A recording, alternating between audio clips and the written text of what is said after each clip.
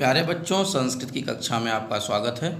आज हम लोग पंचमः पाठ पाठ 5 को पढ़ेंगे, जननी तुल्य वत्सला। यह पाठ महर्षि वेदव्यास विरचित ऐतिहासिक ग्रंथ महाभारत के वन पर्व से लिया गया है। इसमें माता के स्नेह के बारे में बताया गया है, माता का प्यार बच्चों के प्रति कैसे होता है, इसके बारे में बताया गया है। तो हम लोग समय को बर्बाद न करते हुए आगे बढ़ते हैं। कश्चित् कृषकः बलिवर्दाभ्याम क्षेत्रकर्षणं कुर्वन् आसीत्।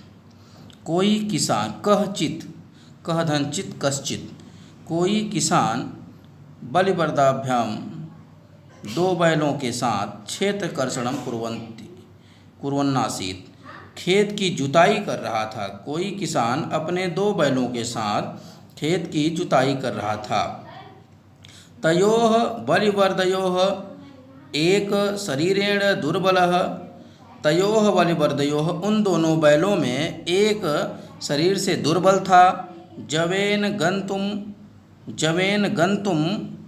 आप यहाँ पे देखिए, जवेन माने होता है शीघ्रता से, जल्दी से। गंतुम धन अशक्तः धन च धन आसीत्, गंतुम अशक्तः च आसीत्। उन 2 बैलों में एक शरीर से दुर्बल और तीव्र गति से, जवेन तीव्र गति से जाने में असमर्थ था, अशक्तः आसीत्। अतः कृषकः तं दुर्बलं वृषभं तोदनेन नुद्यमानः अवर्तयत्।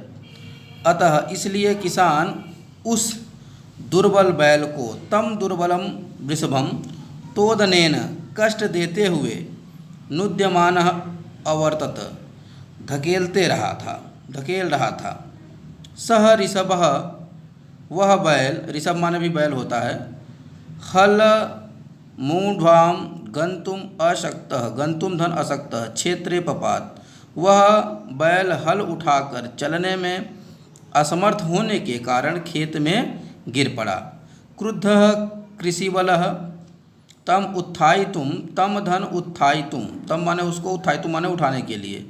वह गुस्से में वह किसान उस बैल को उठाने के लिए बहुबारम यत्नम करोत, बहुत बार प्रयास किया। तथा धन अपि, फिर भी वृषः बैल नोत्थितः, न धन उत्थितः, नहीं, वह बैल नहीं उठा। जब वह बैल गिर गया तो उसको उठाने के लिए बार बार वह प्रयास करता रहा, लेकिन वह बैल नहीं उठा। भूमौ पतिते स्वपुत्रं दृष्ट्वा सर्वधेनूनां मातुः सुरभे नेत्राभ्याम धन अश्रूणि आविरासन। भूमि पर गिरे हुए, भूमौ पतितः, भूमि पर गिरे हुए पुत्र को देखकर सब गायों की माता, सर्वधेनु नाम मातुः सुरभि, सभी गायों की माता सुरभि नेत्रों से आंसू बहाने लगी। सुरभे धन इमाम धन अवस्थाम, सुरभेरी माम अवस्थाम, सुरभि के इस अवस्था को दृष्टवा देखकर सुराधिपः, सुरधन अधिपः यानी देवताओं के राजा इंद्र ताम पृच्छत, उससे पूछा, किससे पूछा? धेनु से। सुरभि को, उसने पूछा कि सुरभि को इस अवस्था में देखकर इंद्र ने उससे पूछा, अयि शुभे किमेव रोदिसी उच्यताम इति, कहा कि अरे सुरभि क्यों रो रही हो, उच्यताम बताओ ऐसा, अरे शुभ लक्षणों वाली गाय क्यों ऐसे ही रो रही हो, कहो। इसके बाद आगे का श्लोक है, विनिपातो न वह कश्चित् दृश्यते त्रिदशाधिपः, अहम तु पुत्र शोचामि तेन रोदिमि कौशिक। इसका अन्वय देखेंगे, वह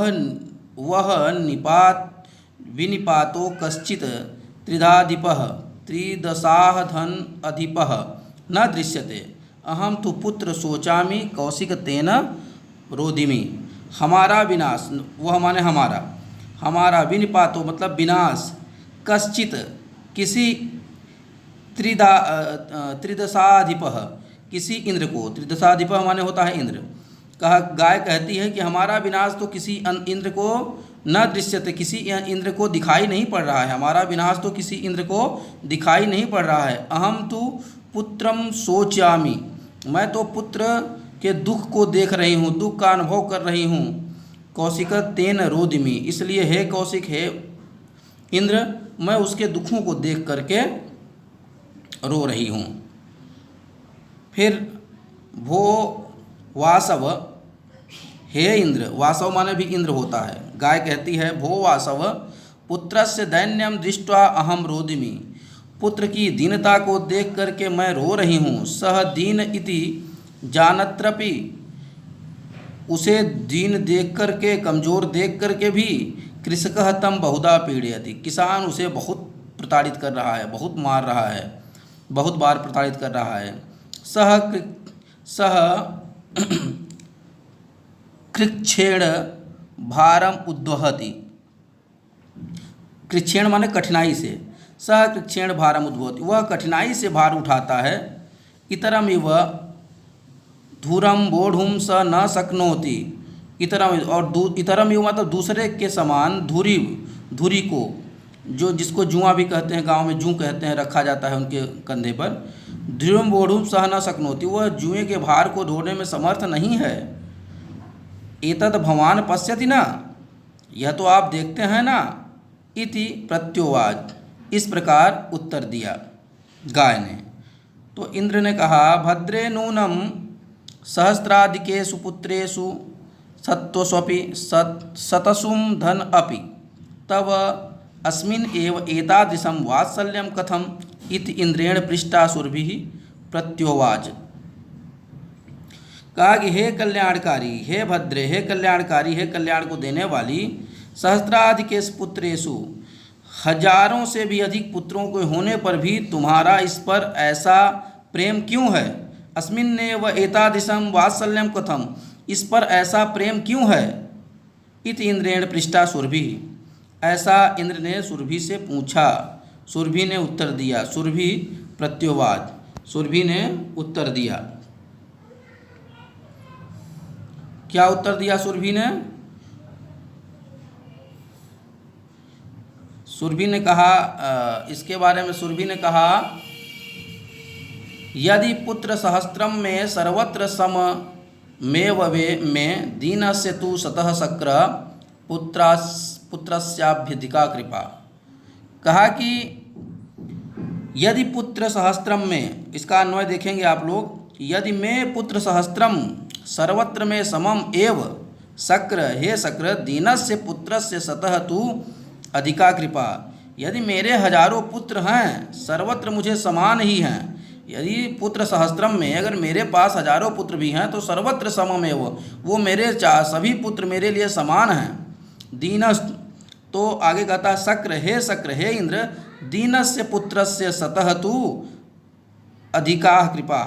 कहा कि हे इंद्र, दीन पुत्र के सतह होने से ही उस पर अधिक कृपा हो, प्रेम होती है। जो पुत्र अधिक दीन हो जाता है उस पर अधिक कृपा होती है। कहने का आशय यह है कि पुत्र सभी हैं, कोई घर में कमा रहा है लेकिन कोई कमज़ोर है तो उस पर माता पिता का स्नेह ज़्यादा होता है।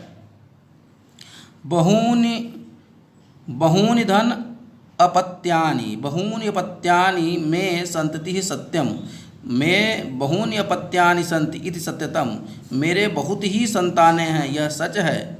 तथाप्यहम एतस्मिन्, तथा धन अपि धन अहम धम एतस्मिन्, तथा माने फिर भी इन पुत्रों में, पुत्रे शिष्यम आत्मवेदना अनुभवामि, आत्मधन वेदना धन अनुभवामि, मेरे पास बहुत, तथापि फिर भी मैं इस पुत्र में विशेष आत्मवेदना का अनुभव करती हूँ क्योंकि यह कमज़ोर है। यतो ही अयम अन्येभ्यो दुर्लभ, क्योंकि यतो ही माने क्योंकि यह अन्यों से दुर्बल है, कमज़ोर है।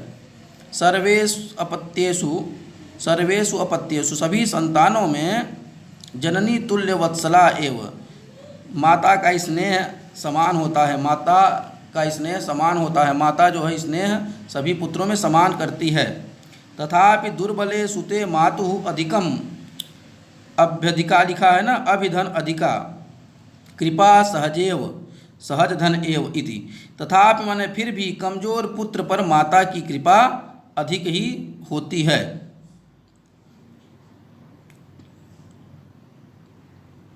बच्चों अब हम लोग दूसरा भाग कल देखेंगे। धन्यवाद।